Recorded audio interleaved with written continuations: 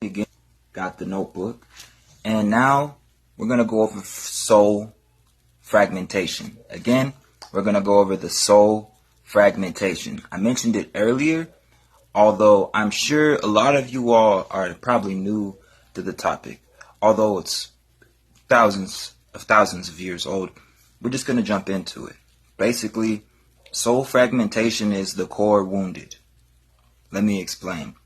A soul fragment is a part of your original soul essence that has been split off due to things like trauma, betrayal, shock, or even deep disconnection from truth. It is alive. It is conscious. It is stuck in a moment it could not process. Let's say, for example, you were really close to somebody and then they died.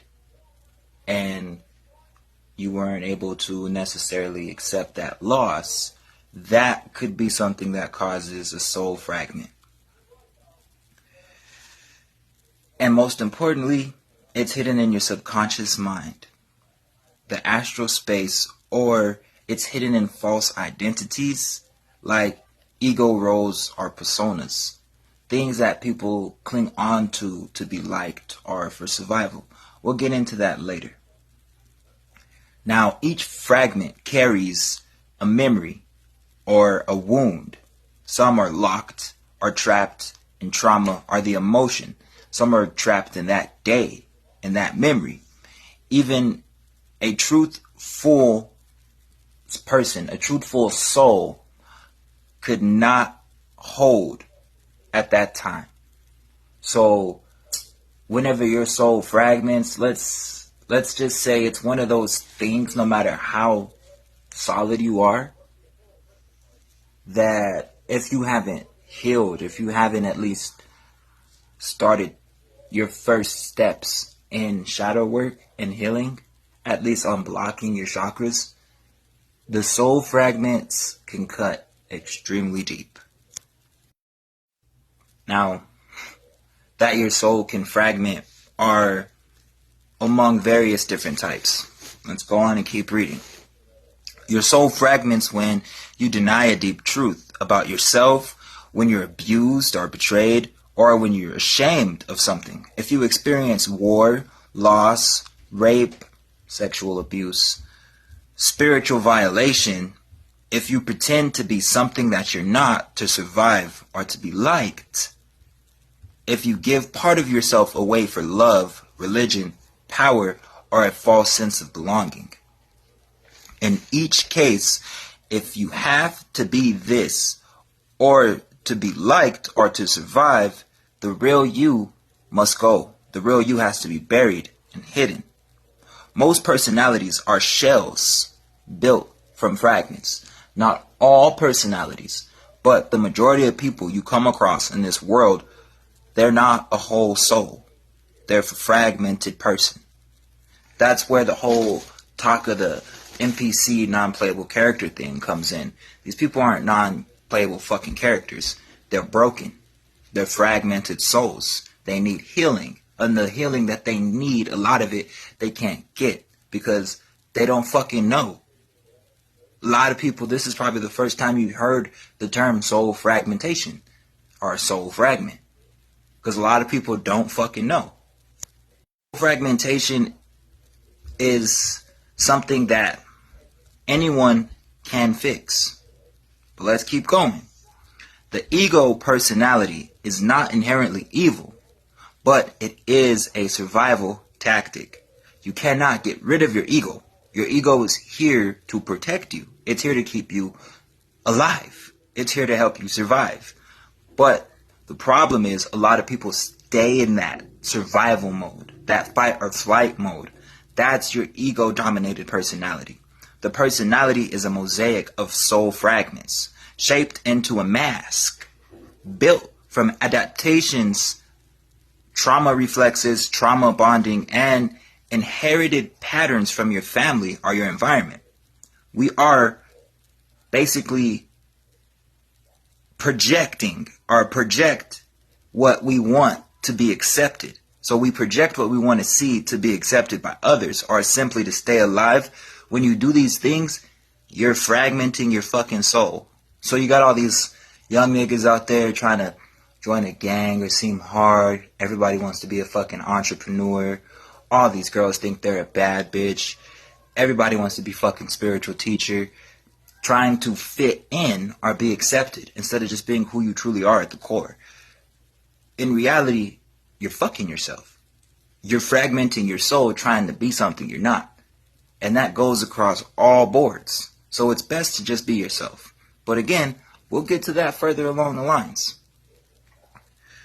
Why your karma and soul contract judgments are so dangerous.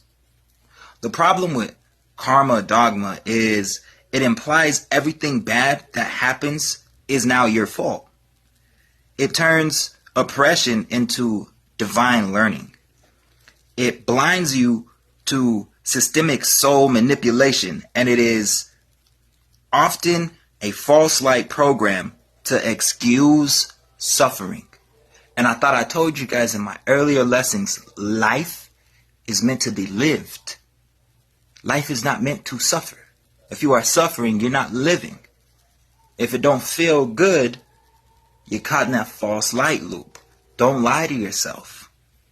Most people don't even feel, let alone live in their soul essence. They are living in their fragments. So you don't want to be like the next person. You honestly always, even if it's hard, even if the whole world is against you, there's times people don't always agree with what I'm saying. But at the end of the day, I fucking stand on what I say because I have to live in this body. I have to live in this reality. And if I lie to myself, I play myself, I start fragmenting. It's going to change you. You know what I'm saying? You don't want to pour your all into something that doesn't have a foundation. If it doesn't have a foundation, build your own. Stop chasing the next man or the next woman, the next topic, the next trend, just to fit in or be accepted. It's honestly hurting you more than it's helping you. Soul contract thinking. The problem with soul contract thinking is it leads people to avoid real accountability. It leads people to avoid real accountability.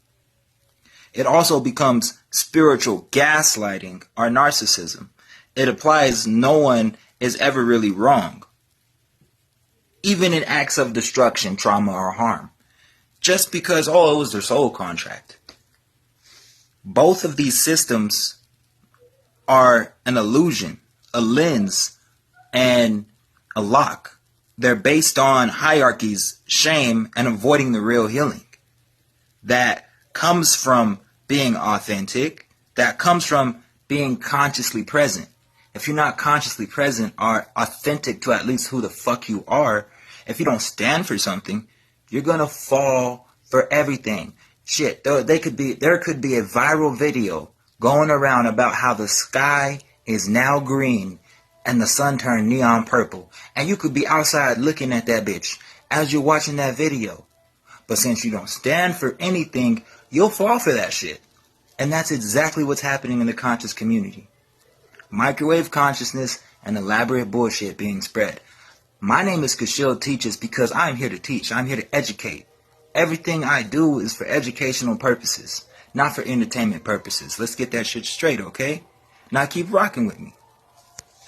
On the topic of soul fragmentation, we're going to go into something called authenticity and why it's so sacred. Being authentic or having authenticity is the antidote to fragmentation. When you speak your truth, when you admit your wounds and stop pretending your soul fragments, that's when the healing begins. That's when you begin to return back to yourself. That vulnerability, without the fear of being vulnerable, allows growth. Authenticity is not being good. It is not being a perfect person, and it is not playing a motherfucking role. If you feel obligated or mandatory to play a role to appease others or something to be liked, then it's not fucking real and you're not being authentic. It's fake. Call a spade when you see it. Even if it's you. You have to have the spiritual growth to look yourself in the mirror and be honest with yourself every day. Even in those hard moments when you know you're gonna get judged. You know you're gonna get looked at a certain type of way. At the end of the day, no one else is living in your life but you.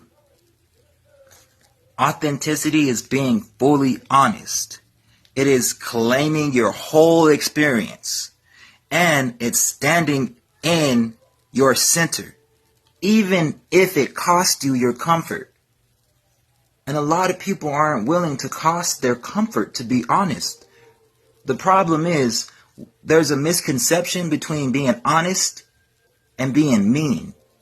A lot of people get the misconception that they're mean. They get told they're mean for being honest. When in reality, that just translates out to, you'd rather have someone lie to you than tell you the truth.